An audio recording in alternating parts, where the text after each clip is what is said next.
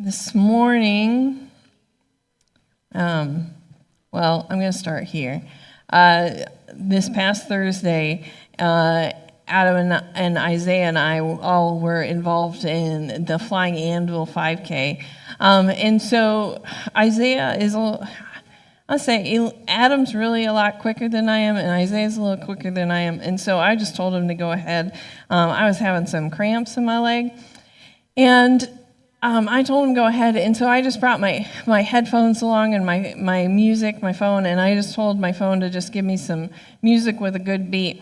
And it played this song, and I was wearing my Nikes, which these are my Nikes. If you didn't see, I've got the whole 80s vibe going on today because we're going to talk a little bit about the 80s and 90s. Anyway, had my Nikes on, and I listened to the song called Wings by Macklemore, and it talks about the Nike, like the whole Nike push in the 80s and 90s, right? And so I was like, ooh, this fits in with my sermon, so I'm going to use this as an illustration. Now, I know some of you guys are like, yeah, no, but I'm sure most of you guys lived through that, had kids that lived through that. You had the kids, and they were like, but I've got to have the Nike with the air bubble, right? You guys remember that? I've got to have the Nike with the air bubble. And in the song, he says, the air bubble, it'll make me, when I have the air bubble, it'll make me jump higher, right?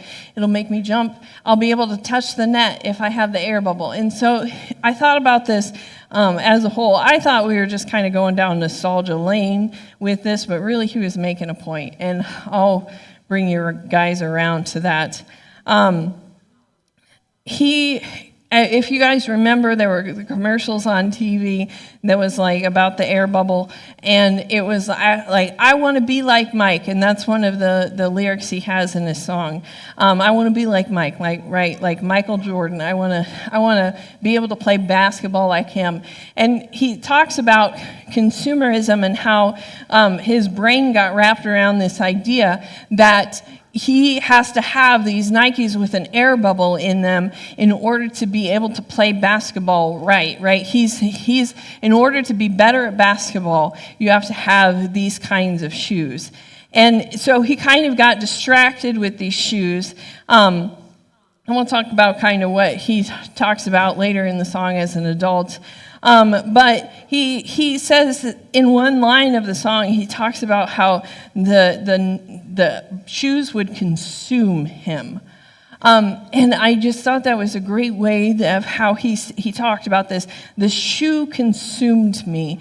And I thought about in my brain, like how many times we get consumed by something like that, along those lines, something that just consumes us. And maybe it's a mindset. Maybe we're older and we understand that you don't have to have these basketball shoes in order to play basketball well. Like you can have any shoes. It doesn't have to have the air bubble.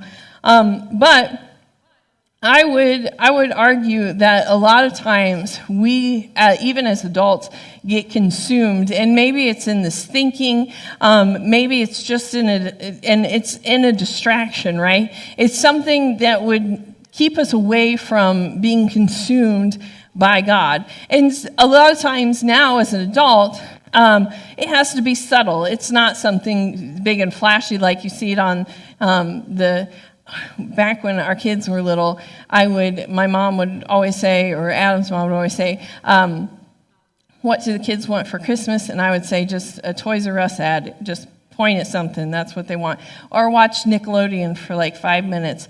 The commercials, anything on the commercial is going to be what they want. And so we understand that as a kid, a lot of the kids want those things. Like we see it, it's shiny, we want it. And it's a little more subtle as we're an adult, it kind of sneaks in. And maybe it's not so much that we want this because we want people to think we're cooler, but it's just because we have this desire. But I'll put it this way because it'll make more sense as we kind of go through this.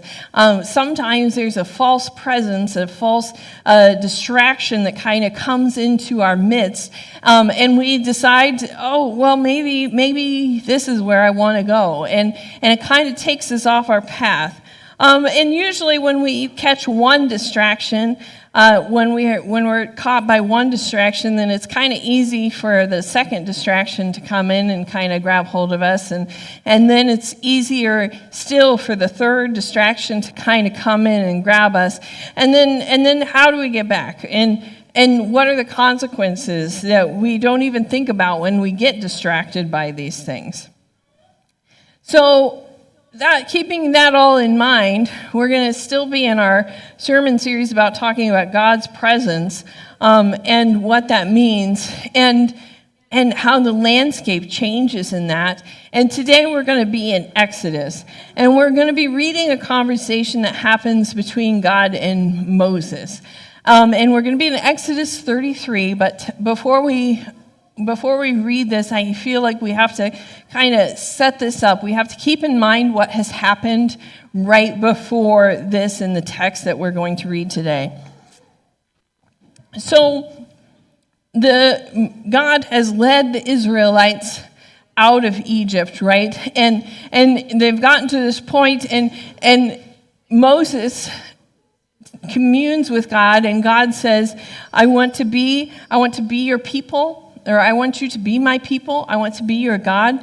And they have this conversation, and God says, I don't want you to have any other God but me. I don't want you to create idols.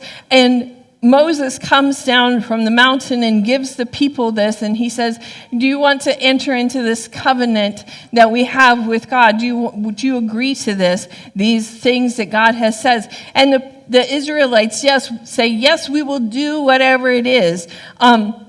We will do whatever it is, as long as God will be our God and lead us, then we will do whatever it is. And so Moses goes back up into the mountain, and as he goes back, this is the moment where he's supposed to get the stone tablets with the 10 Commandments on it, which are basically summed up in what it is that they've already agreed to.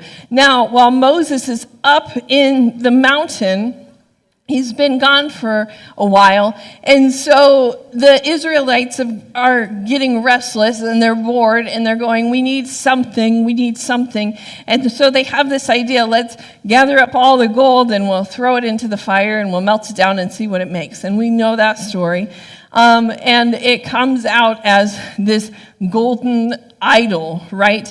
And in a commentary that I read this week, they talked about this golden idol being a false presence. And so I want us to kind of keep that in mind as well as we go through this. So this idol was this false presence.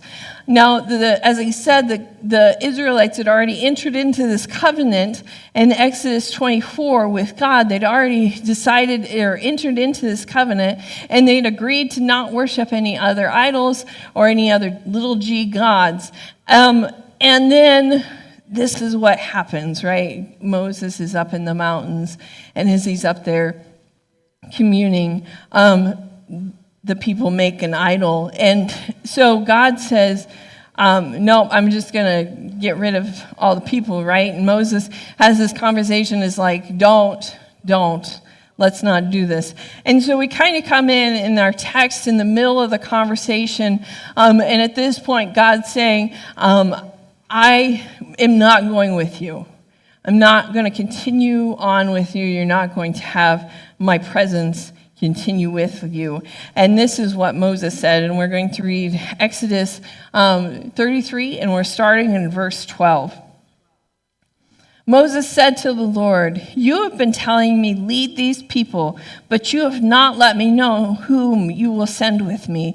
You have said, I know you by name, and you have found favor with me. If you're pleased with me, teach me your ways so that I know you and continue to find favor with you. Remember that this nation is your people.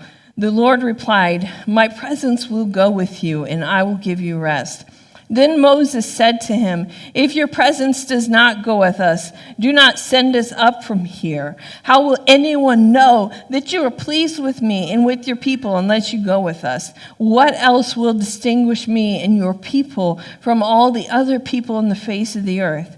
And the Lord said to Moses, "I will do the very thing you have asked, because I am pleased with you, and I know you by name." And then Moses said, "Now show me your glory." And the Lord said, "I will cause all my goodness to pass in front of you, and I will proclaim my name, the Lord, in your presence. I will have mercy on whom I will have mercy, and I will have compassion on whom I will have compassion." But he said, "You cannot see my face, and no one may see me and live." Then the Lord said, "There is a place near me where you may stand on the rock. When my glory passes by, I will put you in a cleft in the rock and cover you with my hand until I have passed by. Then I will remove my hand, and you will see my back, but my face must not be seen." This is one of my favorite moments in the biblical text in the Old Testament. So because the Israelites had broken their covenant with God, God was no longer going to lead them and be a presence with them into the promised lands. Now, in this text, God had just given directions of the temple and how that's to be set up, and so that his presence would be in this temple. And the people created this idol, this false presence, and they allowed themselves to fall for this distraction that took them away from the covenant that they had already made with God. And so Moses pleads with God, tells them not to forget, these are your people. In his first appeal in speaking to God is, remember, this nation it's your people. This nation of people, they're your people. This is your reputation on the line, Lord. And so God tells Moses, "My presence will go with you." Now, this in the text, this "you" is a singular sense. And so some theologians would argue this is an individual thing, like where God is saying, "I'll go with you, Moses, and you alone." Some would argue that maybe this is a you thing, like the Israelites, and so God's saying, "I'll go with you." But Moses continues to appeal, right? He continues to say, "Lord, unless your presence is going with us, do not send us. How will it be any different unless we have you with us?"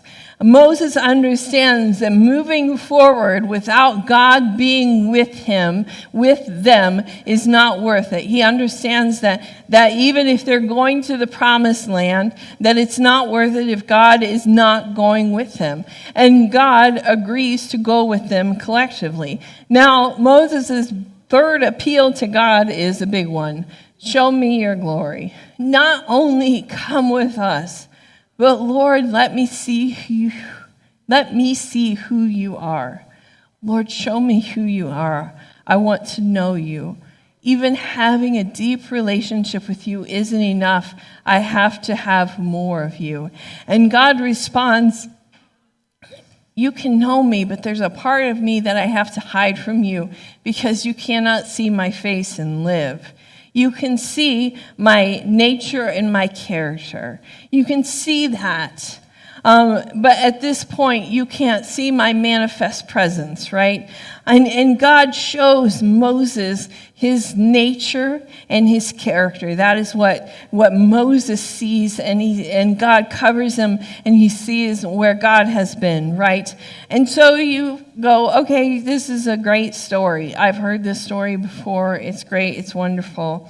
Why are we looking at this today?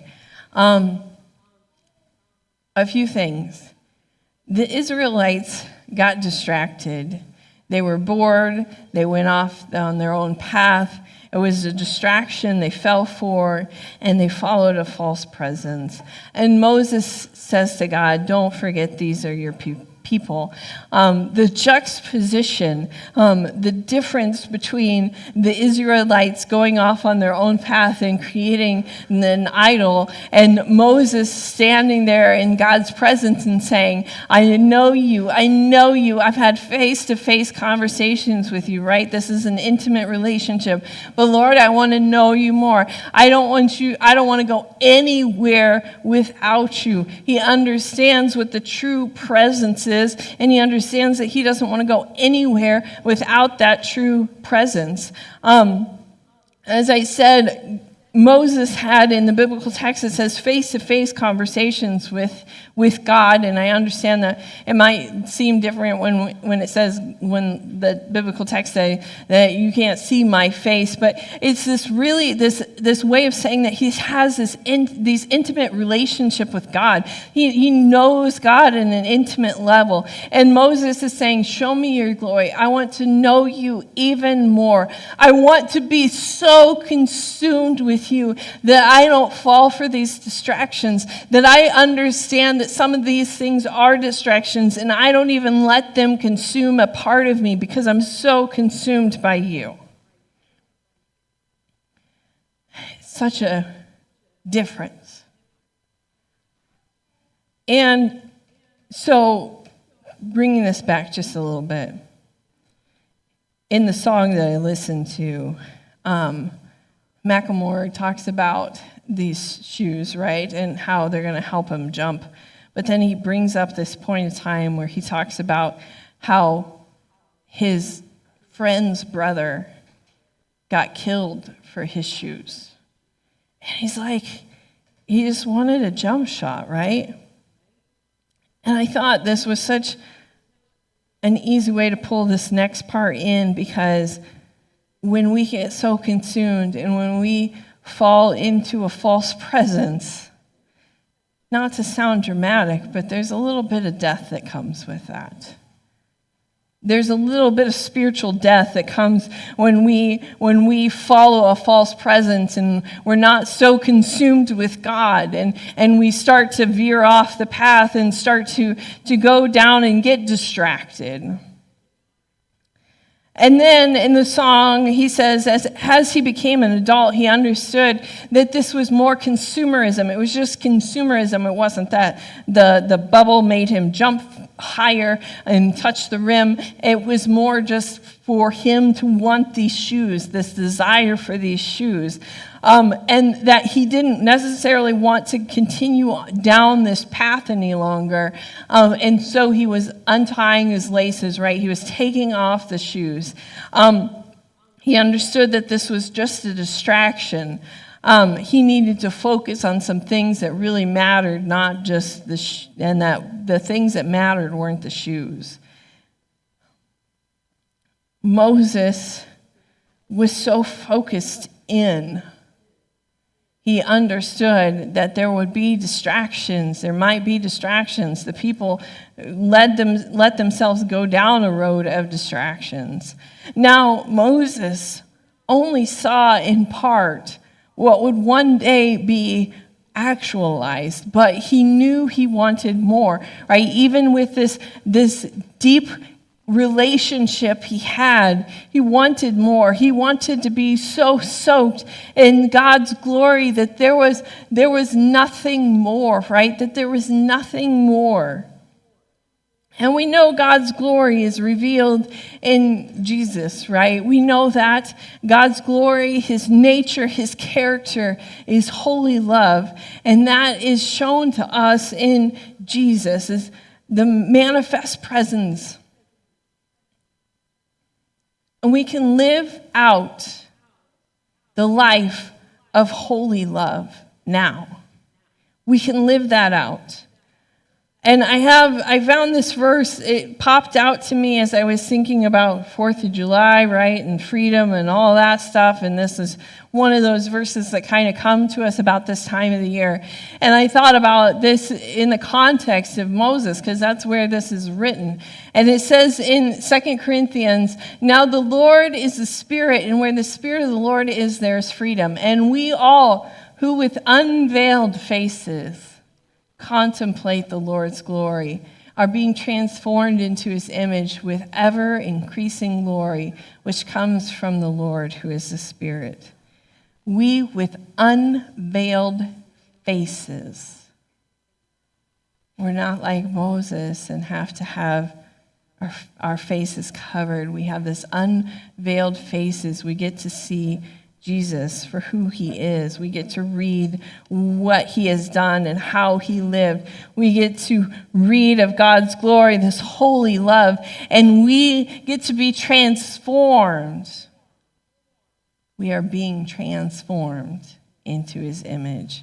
We get to be transformed by this holy love into his image with ever-increasing holy love, which comes from the Lord, who is the Spirit. Holy love, right? When holy love is present, the landscape changes. There will be transformation. When the true presence is present with us, within us, there won't be a false presence. And how do we recognize when there's a false presence? I would say anything that takes us away from holy love. And so I challenge us today, leave us with a few questions. On any given day, where are we on that spectrum between the Israelites and desiring a false presence, like whatever takes up my time right now, this distraction, and Moses knowing that we shouldn't take a step without God directing us? On any given day, where are we on that? And do we recognize when distractions come? Do we recognize when false presences try to get us off the path? Do we recognize when we're trying to follow a false presence, something that's not holy love? Are we trying to find our way deeper and deeper into relationship with God? Are we living out in our everyday life through our actions, our words, our thoughts, everything? Are we living out the life of holy love or being Christ-like? And if we see that, if we put that image over this Christ-like, we are called to live our life Christ-like. If we recognize that there's a difference between the Christ-like life that we see of Christ, right? The life that we see of Christ, and our attempts, if we realize that there's a difference and we confess that difference, and we replace that false presence with presence leading with following the true presence. We follow what God wants of us by knowing his voice, by going not where we decide to go, but where he wants us to go. And we should be so consumed with God that we soak it all in so much that we can't help but splash some of this holy love out on other people, right? We should be so consumed that it's in our nature, our very nature, to just be holy love. And we should pray. We should pray, Lord, show me if there's anything in my life that's not Christ-like, if there's any places where there's a false presence or I'm following a path that I shouldn't go down, or there's a distraction that I followed along the way. We should pray about that. But it isn't just a prayer thing, right? It's a prayer thing. Believe me, prayer is big. But there will take some movement. It will take some movement on our part. We have to be reading our Bible, right? We have to be studying our Bible. We have to be praying. We have to be confessing the difference we've seen between Christ's life and ours and coming to church. Don't give up on assembling with others, right? Participating in church. Be so consumed that we can't help but live a life that is Christ-like, to live out holy love, and what that looks like in Chariton. And to come back to what we talked about just briefly last week, how do we live that out in Chariton? Being holy love, in Chariton as it is in heaven, individually, but also collectively as a church. Because we, with unveiled faces, see holy love and are called to live it out. We're going to close today with the song Made for More, because that is what we are called to, right? We are called not to be tending a grave, to be in these false presences, to be following these distractions, but we're made for more. We're made for more, and we're made to live out this holy love. Let's go ahead and sing Made for More, and then I'll close us in